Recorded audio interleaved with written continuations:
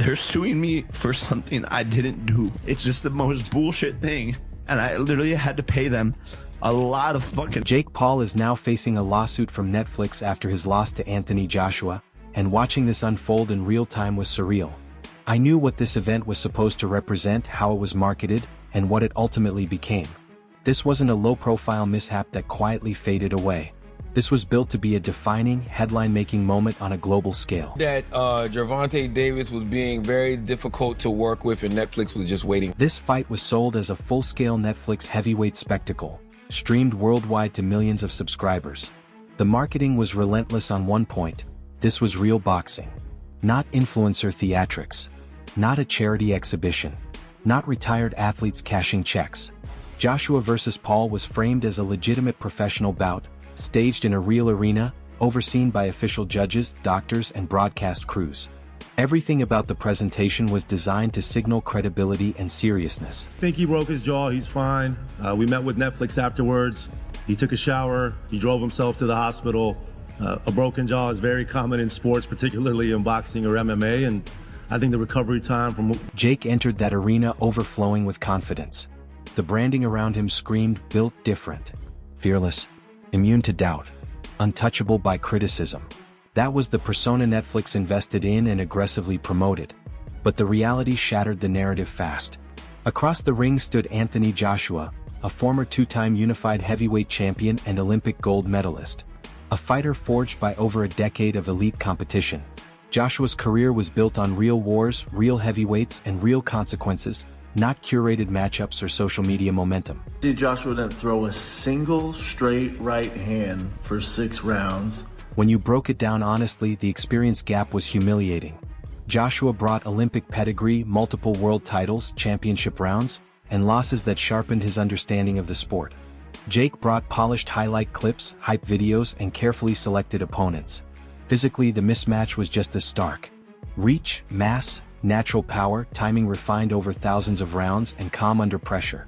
Joshua had all of it effortlessly.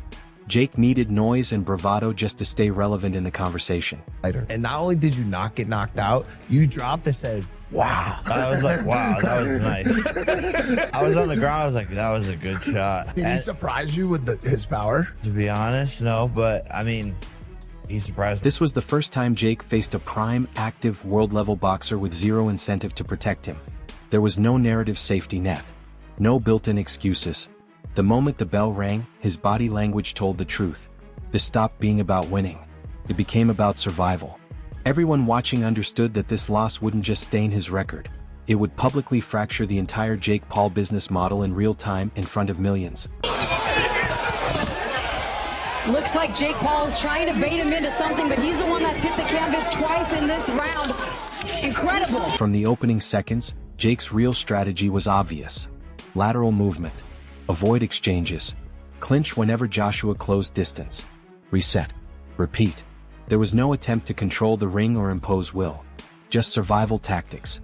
And here's what casual fans missed. Joshua allowed it. He slowed the pace, studied patterns, conserved energy, and let fatigue do the work. That's elite experience. When your opponent is burning energy just to exist, you wait patiently and finish when the time is right. I love this shit, and I'm gonna come back and get a world championship belt at some point. Are you surprised you went 6 rounds with the former two-time unified heavyweight champion? Honestly, I'm not surprised. I just got tired, to be honest. Like, it was just... The 5th round marked the collapse. 2 knockdowns. Not chaos. Not luck. Just accumulated damage and broken fundamentals. Balance disappeared. Defense unraveled. Legs stiffened. Breathing became labored. By the 6th round, the ending was inevitable. One clean, perfectly timed shot landed. No controversy. No drama. Just physics. The referee stepped in because there was nothing left to prove. Jake's body had already surrendered. Even Anthony Joshua had some class and, apologized to me. Did he really? Yeah. He worked his way through the crowd and came up to me and said, Mom, it's just boxing. It's the fight game. It's just the fight game. Obviously.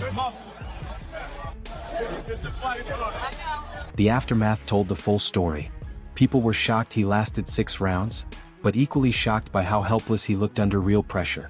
This wasn't heart or bravery. It was a methodical dismantling captured from every angle. Hours later, Jake was in a hospital. No victory speeches. No bravado. Medical imaging confirmed a broken jaw, then worse, a double fracture. 4 to 6 weeks minimum recovery, assuming no complications. That's structural bone damage.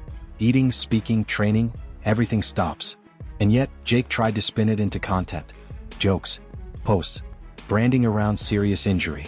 No reflection. No accountability. Just engagement farming. Then came the real fallout. Jake Paul versus Gervonta Tank Davis, scheduled for November 14th in Miami, was canceled outright. Tickets sold. Sponsors locked. Marketing live. Netflix deeply invested. Internal projections reportedly neared $120 million in total event value.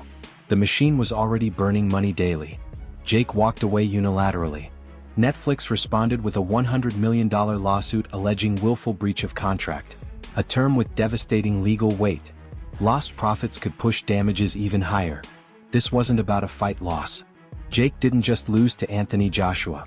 He lost the trust of a global platform, burned industry goodwill, and triggered consequences that will follow him far beyond the ring.